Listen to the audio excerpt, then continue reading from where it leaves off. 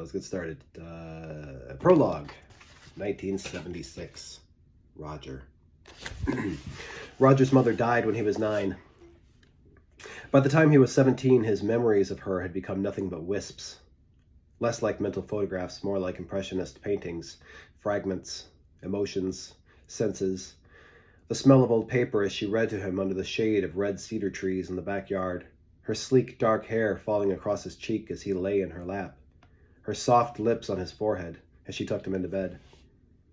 He could remember her saying, "Good night, my little bird," and saying back to her, "Good night, Mama Bird," and giggling.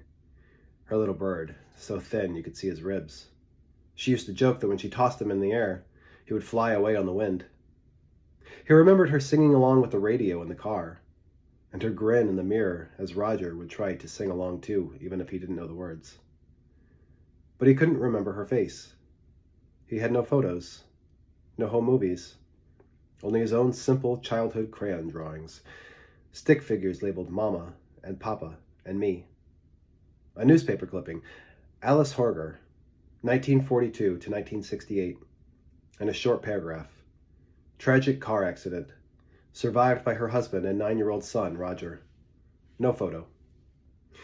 He remembered the thin shape of her lips, the bright color of her eyes, the sloping curve of her nose, but not how those pieces fit together to make a whole.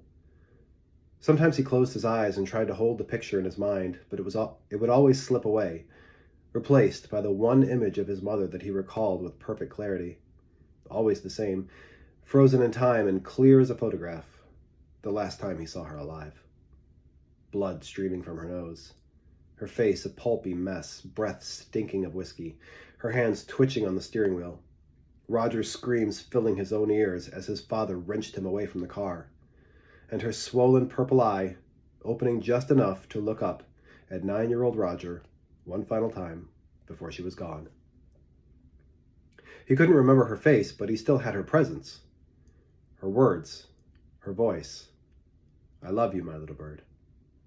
Because sometimes in the cold, early mornings when he'd wake suddenly, in the small hours before sunrise, she would be there with him, a long-haired figure just outside his vision in the shadowy corner of his room.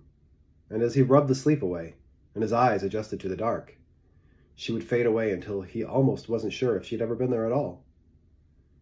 But she was there. He knew. It was that smell of whiskey, the metallic scent of blood.